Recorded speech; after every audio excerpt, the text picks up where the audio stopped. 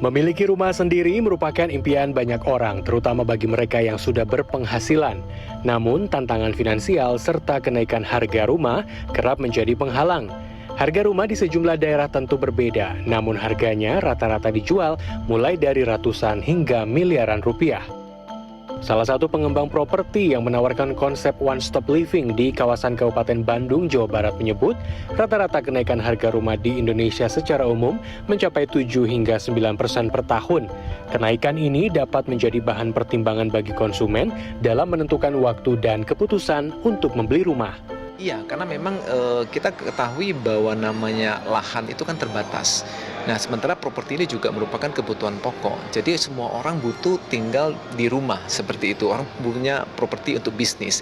Nah, sementara lahan di Indonesia juga terbatas. Di Bandung secara khususnya juga terbatas. Semakin orang lama menunda beli properti, semakin terbataslah nilai properti itu sendiri dan nilainya pasti juga akan naik. Saat ini terdapat berbagai skema untuk memiliki rumah, salah satunya melalui kredit pemilikan rumah atau KPR. Bagi sebagian masyarakat, KPR menjadi pilihan karena harga rumah yang terus naik. Indeks ekonomi sih menurut saya KPR. Kenapa KPR? Karena milik kita sendiri, Mas. Terus sekarang juga kan KPR itu nggak harus yang mahal-mahal ya. Ada rumah subsidi, bunganya cuma 5%. Jadi angsuran itu mulai dari 1 juta. Kalau menurut aku sih mending KPR ya, Kak. Kalau KPR itu lebih ke kita kan selain invest, kita jadi si rumahnya punya kita gitu. Jadi kita nyicil, nanti setelah lunas nanti kita punya rumah. Namun, ada pula yang berpendapat bahwa di tengah situasi ekonomi yang tak menentu, menyewa rumah bisa menjadi alternatif yang dipilih karena dinilai lebih fleksibel dan minim risiko finansial.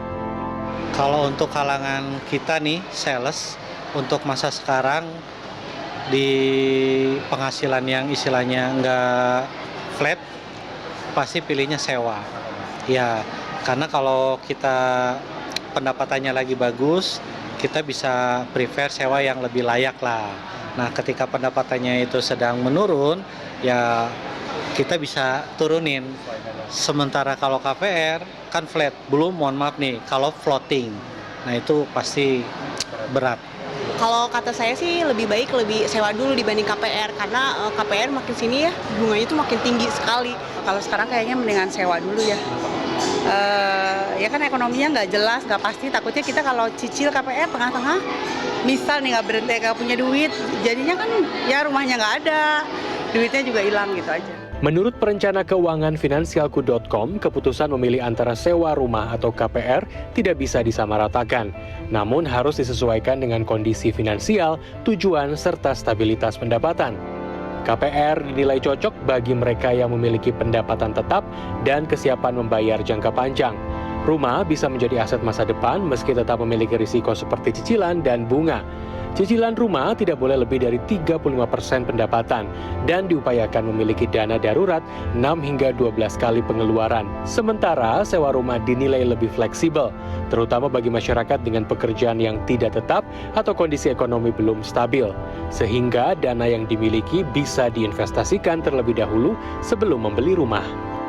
Kalau KPR versus sewa, saya sih lebih setuju kalau buat anak-anak muda. Mungkin kalau belum tahu mau rumahnya di mana dalam jangka panjang kalian akan tinggal di sana, lebih baik sewa.